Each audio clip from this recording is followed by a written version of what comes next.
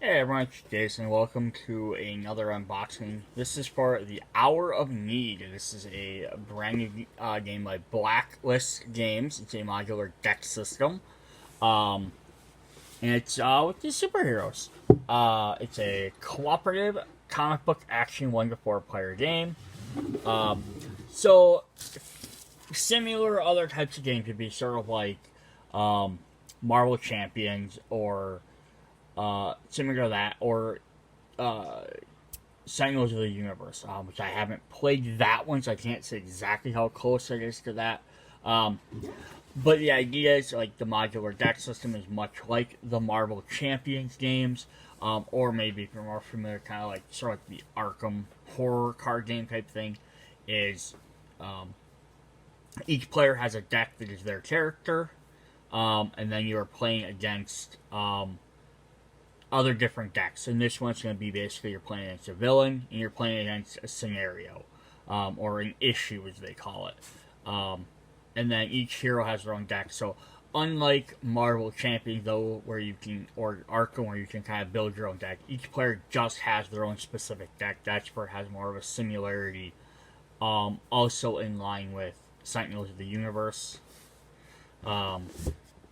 So we're going to kind of look at this, and I'm not going to get super in-depth on all the rules and everything, just because this isn't how to play. This is more just an unboxing. But the book does okay at some points, explaining stuff like the guide for like what all the different symbols means. It's very nice. It's set up very nice.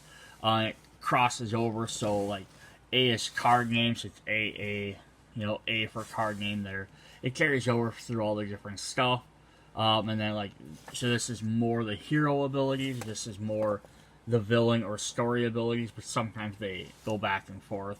Then you have your hero deck, your villain deck, and issue deck are the three main decks you have. Of course, I skipped the table of contents to just show everything you have. And then the pictures of all the different things.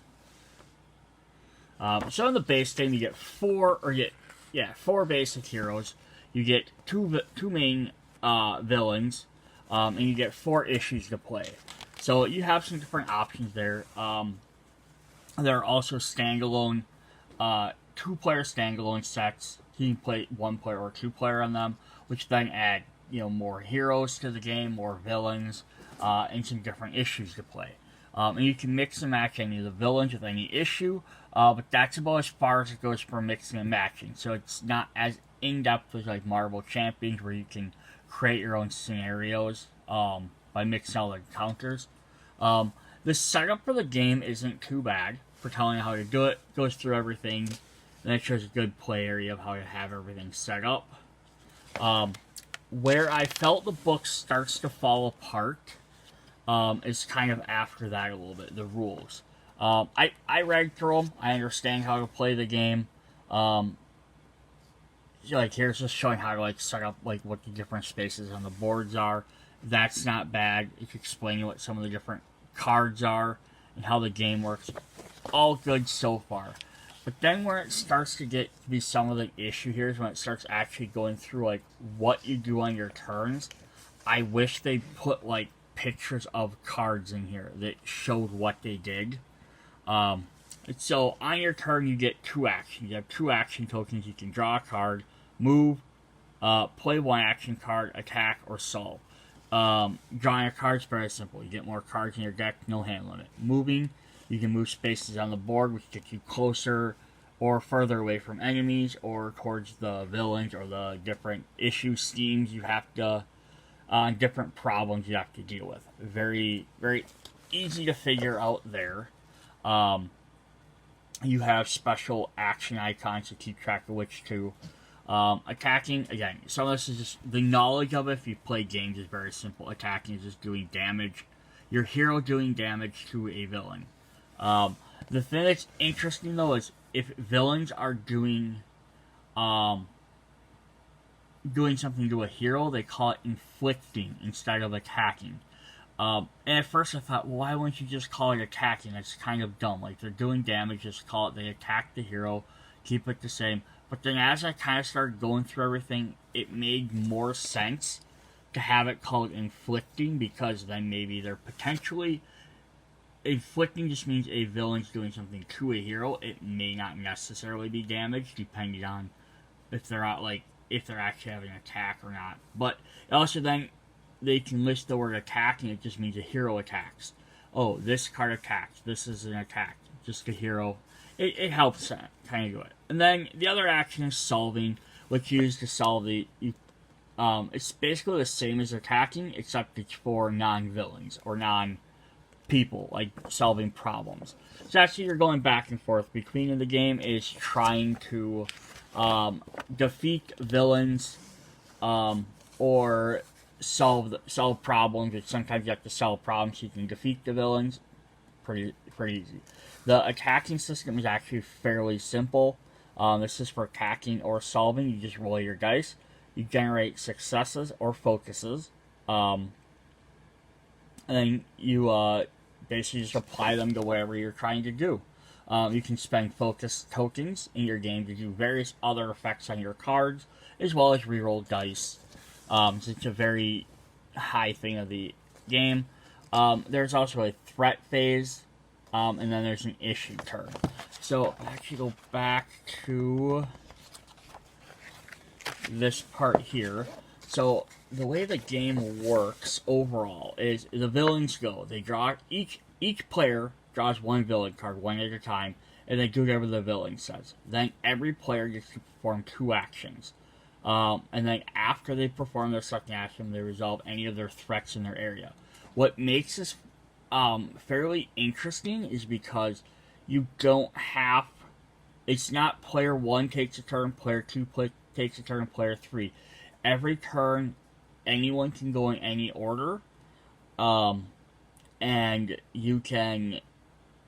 Like, and even still, it's like player A could take 1 action, then player, like, getting or the first player could take 1 action, then the third player could take an action, then the first player could take their second action, the second player could take an action. So you don't have to do them all in order, and it kind of makes for a good dynamic of the game, because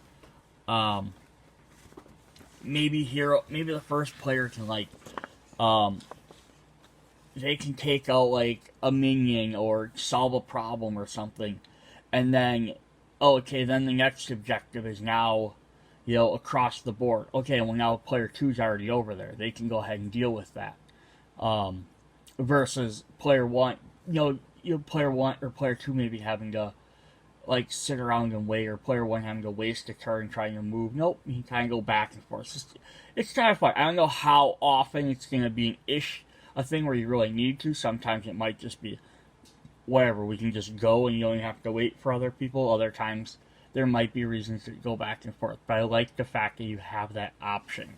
Too many games when you're playing co-op always have something where it's one player starts, like, with an initiative token, and then, like, so they're player 1, and then it goes around the table, and then the next round, then the next player becomes the initiative player, and then they go around, and then, so each player plays last. And here's just the fact is, it works more of, instead of 4, like, we're playing a 4-player game, 4 people each just playing the game, like, sort of independent, like, I can help you here and there, maybe, like, it actually focuses more on having that cooperative, because maybe it might make more sense, like, hey, instead of me having to use my move action to get next to you, then use my heal card, maybe you could use your move action to get next to me, then I can heal you, then now we both have one other action to do something else.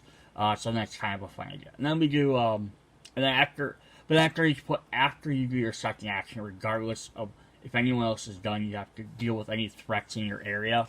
But that also means that you can do 1 action, deal with a threat, then maybe someone else can go over and get rid of one. We can work as a team, like, you each take 1 action and maybe eliminate some of them threats before they hit you. So it's kind of fun as well. Alright, then there is... I just don't want to go into too much depth on this. Just an additional couple of rules here, or things I want to point out, is we'll see these icons on cards. These are special heroic feat cards. So basically, you can discard your card to do these special actions. Your character cards don't have energy costs. Like I'm gonna keep comparing this game to Marvel Champions because I'm more familiar with it. But like you're playing Spider-Man, you have to pay like 2 or 3 or whatever to play your cards, and that's how the difficulty. These you just have 2 actions. Any card you can play as long as it meets your requirement. And then they have special ones you can even discard to do more. Like, oh, I don't need to heal. Maybe I can discard just to do some extra strength or extra move. And there's like special other cards as allies and bystanders you have to rescue. There are also clue cards that you gain throughout the game by rescuing bystanders. So while trying to defeat enemies and solve problems, you also want to try and rescue bystanders. Just by going over and finding them. You get these special little clue cards, which you'll have either option of either discarding it to gain extra dice for your attacks or solving, or to use a little extra effect. So it's like, hey, I got a bonus, I did something good, now I get an extra bonus again. So that's kind of fun there. Different other things are exhausting focus tokens, minions. Again, I don't want to get into too much of all of this. It's just different rules. I just wish some of the things, like when they're explaining how the cards worked, especially the villain stuff, they would have maybe just had a picture up there next to it. Would add maybe a page or two. And then there's some optional rules. You can add allies, nemesis, special cards that come in. Some of these are come in the expansion sets. And then you can also play 5 to 6 players if you have one of the expansions. You can also add nemesis in there, which are just an extra higher level villain to fight. Alright, so that's just kind of a brief idea, and we'll hit on some of the other topics as we go through. So the next thing we have I want to show off is this issue guide. So this is from a fictional comic book. They might have issues of stuff out. I don't know if they actually do or not. I guess I haven't looked it up.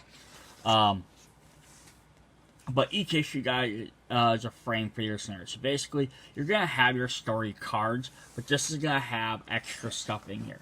So for example, the first story or issue you can play against is Century Heist.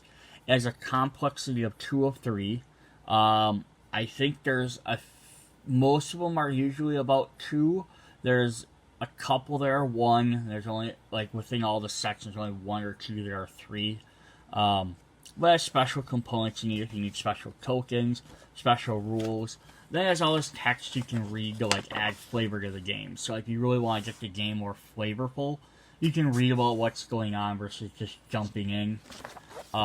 Then also, as you're playing, it's going to have special story moments. So, like, the example is this first one. This is after the locksmith. The cue is the locksmith scheme is solved. You can read this. And could you skip all of this? Yes, you 100% could. This is just to try and add some flavor to your game. Like, you're really trying to make it seem thematic. Like, oh, they're using the trains. I can read what happens. Or, you know, the centuries, like, you win. You can read how the game ends. But if you don't care, you just want to play the game, you can definitely just skip this entire book and just play the game. You might want to read these yellow boxes because these are rules and special clarifications on rules, but you don't have to sit there and have the book sitting out the entire time. So the second one is Making Waves. There's a third one called Automated Chaos, which is also level 2. So far, so all these have been level 2s. And then the third one is Volume 36. So there's 4 different ones, and we'll look into those as we get to them. There's also a segment on heroes and villains, which I thought was a really nice inclusion to this. So, one, it has a complexity of the characters, which is, I think, is a really great thing for beginners. Because you don't look at a deck, and if you play these games before, or not even just this game, but other games, you have an idea of, I can look through a deck of cards and be like, okay, I can kind of see how complex this is. That's what I did for some of these. I said, like this in the expansions when I went through all my decks. As I said, okay, if I was gonna play this with this person, I'm probably gonna not just give them the option of every character. I'm gonna have to give them, one of these specific characters to start with because they're just easier to play. Or especially some of the expansions, I kind of thought like for the first time playing it, like first a couple times until you got used to how the game works, I almost say if they play character A, I'm gonna play character B that's in the box. Just because they work together, that's why they designed them that way. So it doesn't have complexity, but it does tell their stories for everything. So our 4 heroes are Majesty, who's basically kind of like essentially like a Superman-ish type character.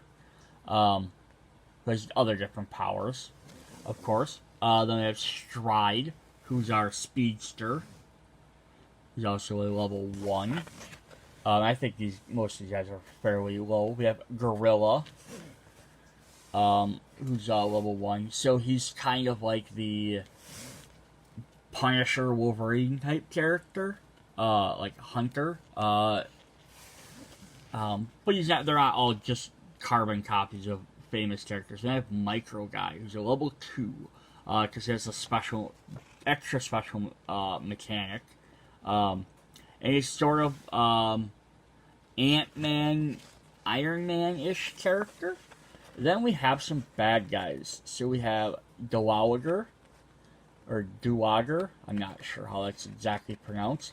So she's a level 1. So she's kind of like a mobster that used to work for Wise Guy, who I'm guessing is basically like, essentially like a Joker-ish type character. I didn't read through all of these things, so I don't know all their backstories yet. We have Curtains, who's a magic-y, magician-y type actor, I guess. He's a level 2. So you just get the 2 in there for that. Alright. Okay, let's jump in and actually start looking at some components now. So first off, we're going to look at the box. So I already have all the cards unboxed. They come with these nice dividers, which is really neat. I already divided mine out. So I'll probably do a video after, with all the expansions that are currently out, because I did get this off of Kickstarter. And we'll see how much we can fit in each box. But the different heroes are in blue, villains are in purple, yellows are your things, and there's a little green one for other cards. Just kind of nice little dividers in there. It doesn't look like they're going to fit in their sleeves, though, so I'll have to take a look at that. We do get these dice for our abilities. So you have, like, focus, attack. So the focus is the mask. The punches are attacks. The burst is basically, like, super special. I don't even think there's a blank side on these. So actually that's kind of neat. So it's like, not gonna get all this bad stuff. Then we have rings to put on the bottom of your character so you can keep track of who's who. So you have 2 of each color for 4 colors. Then we have our little clue deck here, which I didn't open yet. So I'll have to pop that open at some point and we can take a look at what those are as well. I just want to rotate this around the other direction. So I do have an extra set of cards in here, and that's only their ones that were, in the original game, they were misprinted, and then they sent them out. So by the time this hits retail, hopefully they'll have all that fixed. Then we have all our miniatures. This actually lifts up. There's an extra little tray on there for all your tokens and dice and stuff like that. So the base game will easily hold everything really nicely in here. The only downside is going to be this right here, is there's all this giant gap. And they didn't give you like any foam blocks or anything. So, yeah, without adding other games in here, I'm going to have this giant empty hole. And I think the other issue is going to be is once I add all the other expansions, this might fill up. But then now what do I do with all the extra miniatures? Because they're all in these little spots there. So I'll have to kind of see what we can do about all that. Alright, and then we'll look at the miniatures as we get into the characters. Let's take a look at some tokens here quick. So we're going to have blue tokens, which are called issue tokens. And then we have like the 1s and the 5s, which are like damage tokens, so you can keep track of health. So the blue ones just have 1s on each side. They're just meant to keep track of different little scores. We do have some that go up a little bit higher in numbers. We have the focus tokens to keep track of how many focus. Each character can have up to 5 at a time, which is used for various abilities or re-rolling different things. We have these hidden counters. So when a villain first comes into play, you put 1 counter out for each player. That's why there's 6 of them in case you're playing a 6-player game. But yeah, then you can you put hidden counters on there, so basically you can't attack the villain until you clear an objective per each player to reveal those. And then some of these are blank on the back, or gray on the back, just to hide them. It's just like active versus inactive. And we have our bystander tokens. These are these little guys here to keep track of bystanders. Action tokens, keep track of your 2 actions.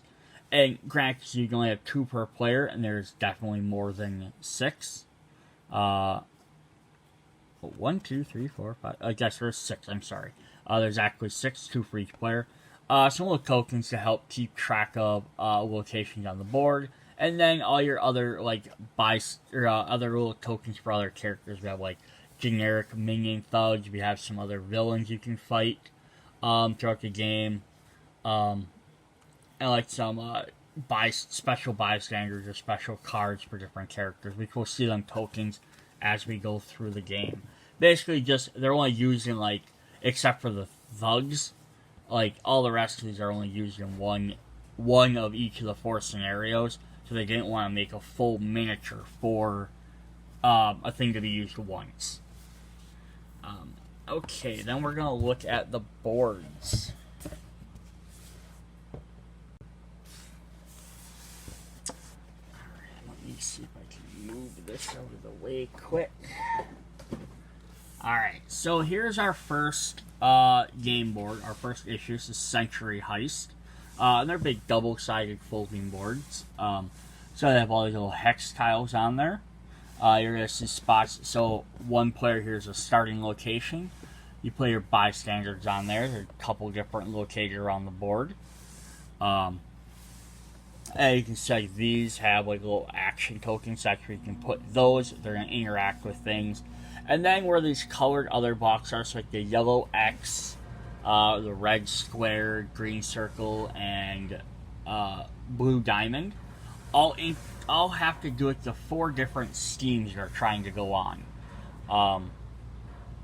So while playing this thing, you're going to have your scheme deck, which is going to go towards this entire board.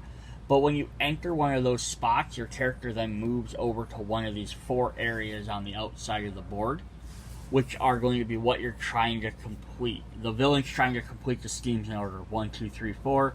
So your character has to move across the board to get to these areas to then deal with what's specifically happening at those areas. So like right there is the City Bank. You can see, so now we're in the Century Bank. You know, the different locations. That's just a little extra interesting thing there. So like by the time we get to 4, you're trying to stop the subway tunnel. So if we look a little bit closer at this, it says, scheme, if the vault is open on its open side, the villain advances. Otherwise, place 1 issue token on the vault. So in the beginning of the abandoned warehouse, as you're trying to stop this vault from being opened, and that's one thing you're going to do there. And then if we jump to like Steam 2, if no issue tokens remain in the vault, the villain advances. Otherwise, the issue token from the vault, or remove 1 issue token from the vault to the villain token. And that's just you keeping track of it. And we'll see more when we look through the actual decks. But then if we want to see the difference in some of the boards, so they're going to be the same size. That's nothing generally different. You're still going to have your 4 different areas, like shipping bay, container crate, southbound. But you can also see where some other differences are. Our starting spot is way over on the side here. We have these water hazards, or water areas. They're going to be affected different ways in this scenario. The different icons are all in different spots. So like everything's a little bit different on how you get there and how you have to do stuff. So like just when you start over here, you're going to kind of move that way. Yeah, just a little bit interesting on each one. Then if we look at the third one, we have Automated Chaos, which is going to bring us to these labs, server room, R&D. So like the first one was all about the Century Heist, was about them robbing a bank and then getting away, robbing the Century Bank.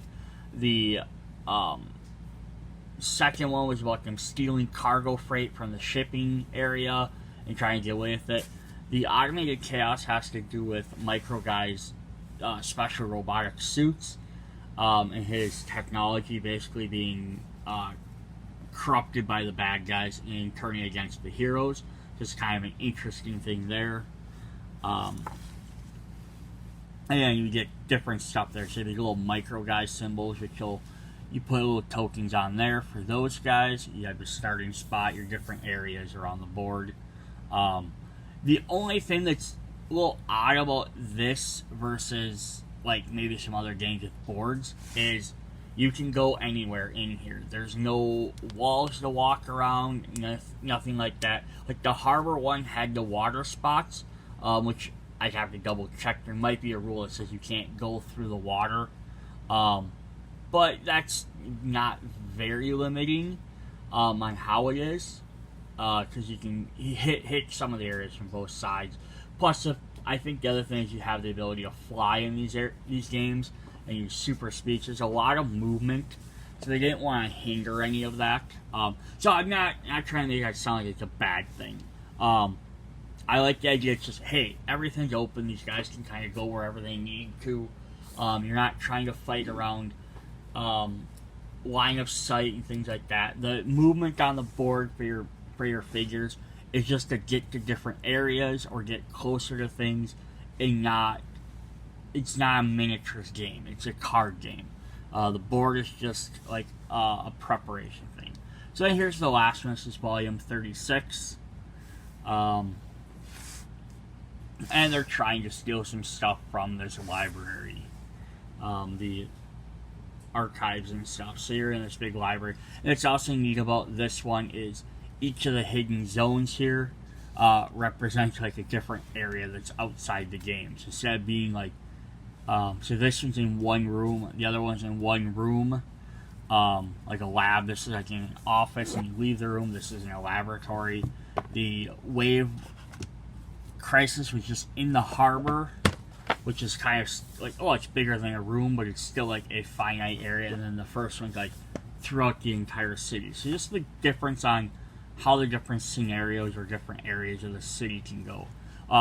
Which again works well for that, not even worry about line of sight or movement, because hey, I have to fly, I can fly, or I can run from here to there.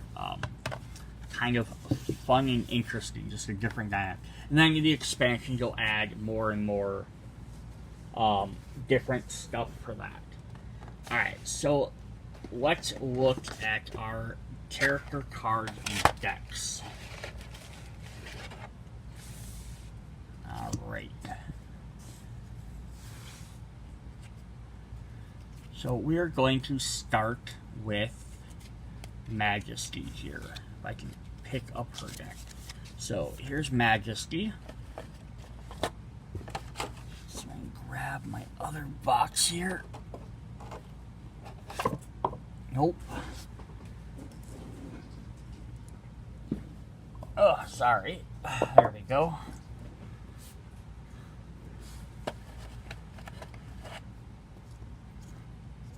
So there'll be her little miniature. I can zoom up on that in just a moment.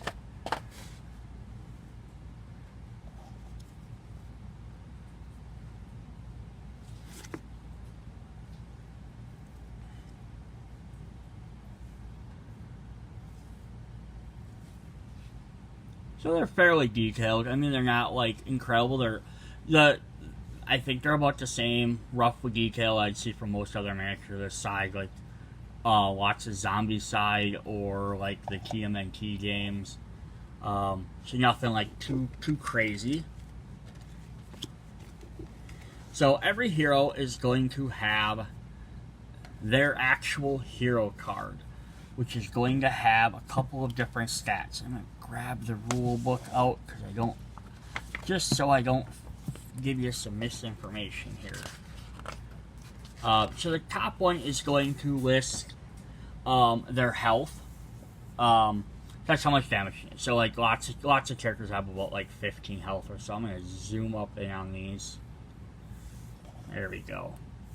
Then the second one, the Starburst, which has 2, is the attack value. So that's how much damage she does for attacking, and the purple is solving. And they correspond to lots of the other stuff on characters. So, for example, here's one of the villains. So she's going to have 15 health per player. She's going to have the blue one, which is her defense value. So that's how much damage she automatically absorbs. And then her 3 is her attack. So her attack symbol stays the same as the heroes, but blue is for defense. So that kind of lines up that way. As long as any other small character is going to do that as well. And then, like another villain card is going to have this little purple 4 on it. That's how many problems you have to solve. So she can roll. So basically, how many dice she rolls. She rolls 2 dice and 2 dice. So they have to roll 2 dice against his 4 solving. So that's how that's why the hero's attacks or stats are going to look a little bit weaker, because it's how many dice they roll, not how much actually damage they do. But since the villain characters are all automated, they have like auto block numbers in there. And of course, she's got a main ability called Gift from Above. The little A symbol means you have to spend an action to use that, which lets you move any space within 4 spaces of you and choose a hero to draw a card. This is also the thing where there's a lot of card drawing. There's a lot of so you're gonna go through your decks seems like very often. A lot of movement in the game. So this isn't just, that's the other thing that makes this very different than like Marvel Champions. Is Marvel Champions, you're kind of just sitting there playing. Like, yes, I'm fighting Spider-Man, fighting Sandman. And Sandman has various cards up. But anytime you're doing something, you're either, fighting Sandman or trying to defeat a Steam, but you kind of don't feel like you're in the world at all. Like, there's stuff going on. There's villains that can come attack you. It's still a very thematic game. Don't get me wrong there. But you don't feel like you're in the world because your guys are just sitting there. Here, your characters have to move around the board to get to different stuff, get around the city or get around the room, to interact with things. You have to draw. You're going to draw more cards, be able to play more, have more options to play stuff. So that's pretty interesting. Then, if you ever get 5 focus tokens, you can flip your character over to their focus side, which will have it listed at the top. So it changes her stats. Now she has more attack. She can do 3 attack, but she only has 1 problem solving. So it's I wouldn't ever tell anyone you can't look to see your focus side, because it just might depend on what side's better for what character. Some characters flip back and forth depending on their abilities. So like this one will have that as well. So it says, action, choose a hero to move up to 4 spaces and attack. Then choose 1 hero to attack with 1 extra dice. Then flip this card. So basically you can flip her over, she gains some boosted stats, but then to use her special ability, you have to flip her back over. Then you have to save up that 5 focus. But that attack is a lot better, because it's 4 spaces and an attack, and then another hero gets an attack with an extra die. So it's basically a free attack in there. So that'll be her abilities. And then we're going to get her cards. So the back of all her deck is going to have the Majesties. So you easily tell which deck is hers. There's never a confusion there. And there's going to be a lot of multiple of the same cards. The cards don't have any card numbers on them. or rarities, because they're just the same things. You get 3 copies of Color in the Sky. So this is going to have a couple of different things. It's going to have this little A on it, means you have to spend an action to play it. Just so you know that you have to spend an action token to use this card, because some other cards might be free.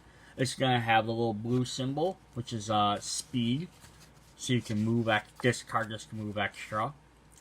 The little arrow next to the name is the unique icon. So some cards have a unique icon, so you can only have 1 copy. So this is a constant, so although she has 3 copies, you can only have 1 in play at a time. And that's for that little speed boost. It's kind of nice, because if you have 1 out and you have more of these in your hand, you can at least discard them to do something with them. And it says exhaust it, which means turn it sideways, tap it if you're familiar with like Magic the Gathering. To move to any space within 3 spaces of you. You may then discard this card to move to any space on the map. So one thing to point out about movement, just for the sake of knowing what these cards do. To move, you can spend 1 action, one of your 2 actions every turn to perform a move, which lets you move up to 3 spaces. So you can do that regardless of anyway. But then, so this card, you might be like, well, why would I want this card? Because you can exhaust it just to move, and then you can always discard it to move anywhere. My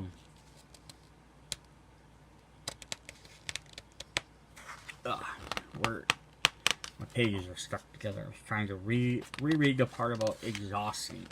So, when a card is exhausted, a card in a hero's play area and threat area can be exhausted if you control them.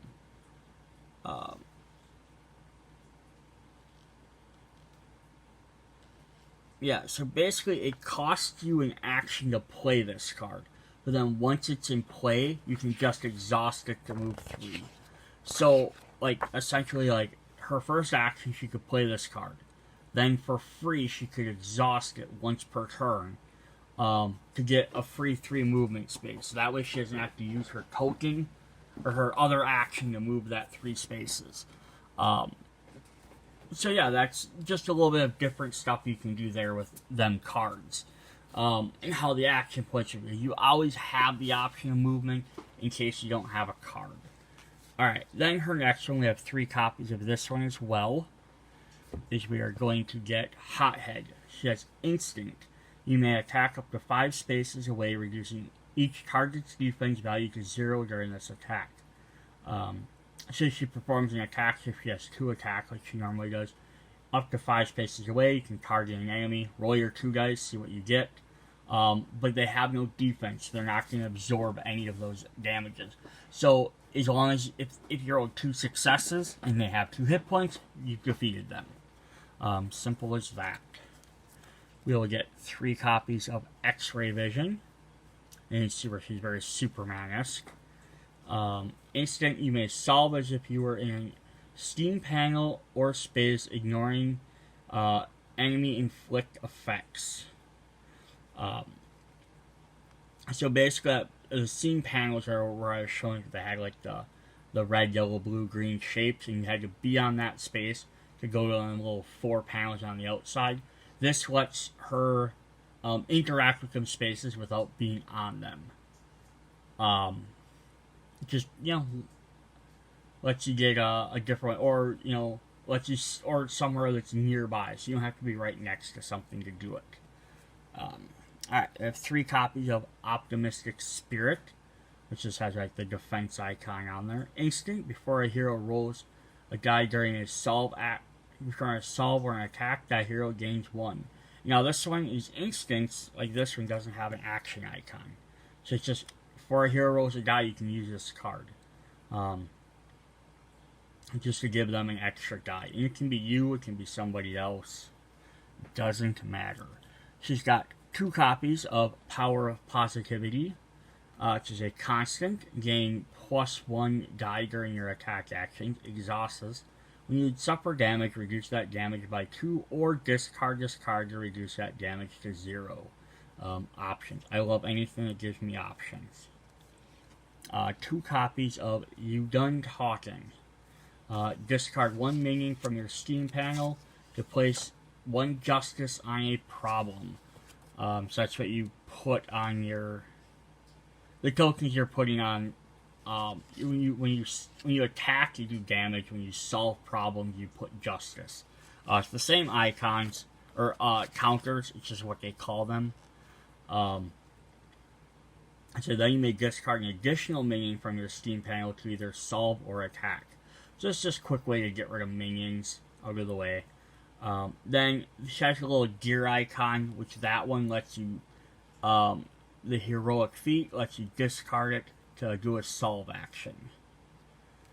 Then she has her final cards. She has 4 copies of Rousing Speech. Instant. For each card in their threat area, each hero gains 1 focus and heals 1 damage. Then each hero may discard 1 focus to draw a card. So depending if they need that focus for an ability or to swap to their focus side, could be very beneficial. Alright, so that is our first character, Majesty. Then let's look at our Speedster, Stride.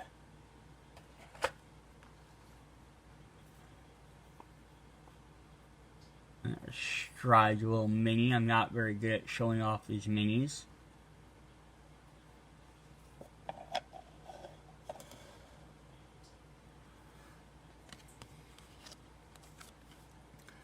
Alright, so Stride is going to have... I don't think I need the rules right now.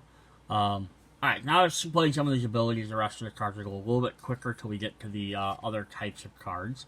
But she has 10 health, 2 attack, 3 solve, blinding speed, exhaust, you may move 2 spaces, or action, you can move, then move. And if we flip her over, and I knocked her off the counter,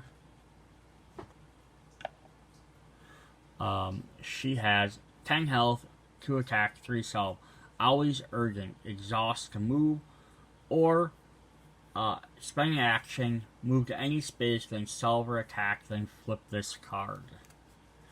And she's going to have 3 copies of Flurried Strikes. And there's the back of her card, just in case you want to see that.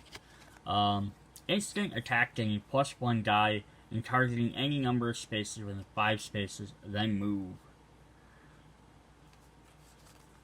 And she has 2 copies of 60 Steps Ahead. I do love the artwork on these cards too, because it's, like they have the villains or the different heroes sometimes interacting. Constant. After you draw a villain card, you may discard this card from your hero play area to either cancel its showdown effect or move to any space. And showdowns are a special thing on the villain card, which I'll go over when we get to those cards. And then exhaust, move 1 space and gain 1 focus. This may interrupt any other game effect. That's cool. So if you really need to gain it whenever you need it, like you could do it during an action. Normally you can't play cards during actions, but you could do this like, oh crap, I needed 1 more die. Boom, roll it. Alright, then we have 3 copies of Building Momentum. Constant, you may move 1 additional space during the move actions, and you may exhaust your hero card to attack, gaining +1 die. 3 copies of Always Prepared. Instant, each hero may reveal the top card of their deck, return it to the top or bottom of their deck, then each hero may draw 1 card and gain 1 focus. She's got 2 copies of Blinding Speed. Constant, when you play this card, you may move to any space. Exhaust. A hero within 5 spaces gains +1 to their die, or +1 die to their attack or solve. And she's got 3 copies of Time to Spare. Instant, move or draw 1 card, then heal 2 damage. You may exhaust your hero card to heal 2 additional damage. Of course, exhausting that heals you, but doesn't let you use your other abilities then. Then she's got 4 copies of Blazing the Trail. You may either choose a hero to gain 1 focus, or discard 1 focus to choose a hero to move. So, of course, the Speedster is going to have some movement abilities.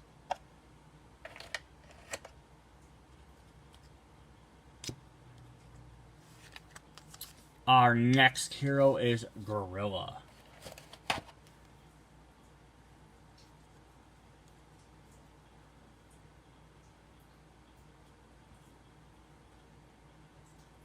He's kind of got like that, again, like that Punisher, Wolverine type vibe. So he's going to have 12 health, 2 attacks, 2 stealth. He has Sneak and Slash. Exhaust, attack or move, or exhaust to gain a focus. And if you flip him, he gets 4 attack dice, and then he drops his solving to 0. In position, action, move up to 5 spaces and attack, ignoring the target's defense value, then draw 1 card and flip this card. So basically going to gain that thing, focus, and then throw him into battle. 3 copies of... 3 or 2? 2 copies. 2 copies of Silent Knife. Gain 1 focus. Result during your attack action. When you play this attack, you may immediately attack. When you play this card, you may immediately attack. Exhaust. Discard 1 focus to deal 1 damage to a nearby enemy. 3 copies of Infiltrate. Instant. You may move. Gain 1 focus for each minion in your Steam panel. And then you may attack or solve. So if he can get into them schemes with his movement, he can gain a bunch of extra focus, which he can then do some big damage. He's got 2 copies of Tech Savvy. Constant, gain 1 focus result during your solve action. Exhaust, discard 1 focus to either place 1 Justice token on any problem card, or choose a hero to draw 1 card. 4 copies of Master of Recon. Move each hero may draw 1 card, then gain 1 focus and move. 3 copies of Unnatural Agility. Move 1 additional space during each of your move actions. Exhaust, discard 1 focus to either deal 1 damage to a nearby enemy or exhaust a nearby enemy. 3 copies of Sonic Disruption. Instant, you exhaust an enemy within 3 spaces of you and draw 1 card. Then each hero not near a ready enemy may move. So exhausting an enemy helps because then they can't activate their abilities. And then no one left behind. You may rescue 1 bystander from your current Steam panel. If unable to, each hero draws 1 clue. Drawing clues is always a good thing as well, just because they give you extra bonuses. So I just want, before we jump to the next hero, I just want to look at this rolling and resolving. So, the dice are going to basically have this. Burst, which gives you a success. Bursting a mask, which is both success and focus. Mask, which is just 1 focus. Or a burst, which generates 1 success and adds an additional die to the roll. And a hero rolls to attack or solve the problem. So you choose your target, gather your dice, you decide what you're doing for whichever you're doing, roll the dice, and then you resolve your burst effects. So if you have any burst, you can mark down you have a focus and then re-roll them dice. Or if you have more dice, you can do it more often. Then you have the showdown reaction. So if an active hero is targeting... I'm going to move these for a sec just so I don't knock everything over. Is activating the ability of the showdown. They have a special showdown effect that happens. If you draw a villain card, do that special effect. That's the only time the showdown happens. Then you can spend your focus tokens. They spend any of their focus tokens to convert equal number of results to successes. So you can have up to 5 focus tokens at a time. You can spend any number to guarantee any more successes. So these are converted or spent and not available during step 8. Alright, so then now we know how many, at this point we know how how many successes we have. Then you spend them. So resolving attack, you do damage to each of the target areas. Here's may distribute successes amongst enemies in the target space. So each target attack reduces the amount of damage. Their defense sucks any enemies in the target space.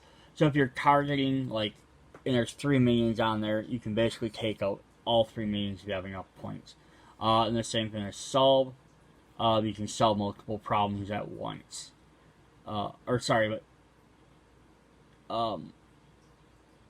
These can be resolved freely during this step, but each success can only be applied towards a single game element. Okay, so attacking, you can attack multiple guys. Solving a problem, you can only solve one thing at a time, so it makes it a little bit harder. Then, here's why we also want focus. So, resolve remaining focus results. For each unspent focus result remaining in the results pool. Now, this is not what you would have next to your character. This is what you rolled, and you have sitting extra. The active hero gains 1 focus token, and then each hero may only have a maximum of 5. So, if you roll 5 dice, and you get 3 successes and 2 focuses, you can then apply any number of those focuses into the successes. So if you are doing 2 damage and you needed to do 4, you could take 2 of them and turn them into attacks. That way you can defeat the enemy. Or if you only needed to do 2 damage and you didn't need any more, you could save them to give you regular focus tokens back. So while you're doing your attacking and solving, you don't want to just sit on 5 focus tokens by your character. You want to spend them when you can, because you're going to gain them back very quickly. Alright, so now we're going to look at Micro Guy. So Micro Guy has a little token that was on the 1 token sheet. Let's see if I can grab that quick.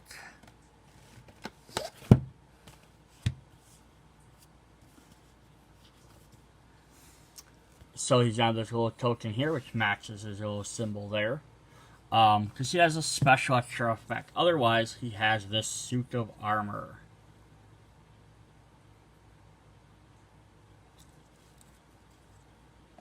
So he plays a little bit different than the other guys. So he's going to have side 1, which is Micro Guy, Hero, and he's a pilot. 10 health, 1 attack, 3 problem solve. Undetectable. When this card flips to this side, replace your mech figure with your pilot token. Action solve. Before this action, you may discard 1 focus token to ignore nearby enemies. Because if you try and solve a problem when there's enemies around, they will attack you. So basically, you gotta either defeat all the enemies around you, or you have to solve when you're by yourself. So it also makes it interesting, which makes sense for a hero. Like, Batman's not gonna sit there and be like trying to fingerprint a crime scene for clues to like a whatever. Well, there's 5 thugs around. He's gonna deal with all the thugs, then try and solve the problem. If he tries to solve stuff when there's an enemy around, they're probably gonna run up and punch him. So here you can flip Micro Guy to his focus side. He becomes the mech for him. So his stats flip. He has 10, 3 attack, 1 solve. He has suit up. When this card flips to this side, replace the pilot token with your mech figure. You may discard 2 cards to flip this card, and then attack, exhaust. So there's only one that has, the other ones y'all do an ability, and then it flips him. Him, you actually just have to discard 2 cards. It just costs you stuff to switch back. So it kind of just depends on which version you want to be in. Do you want more attack, or do you need more problem solve?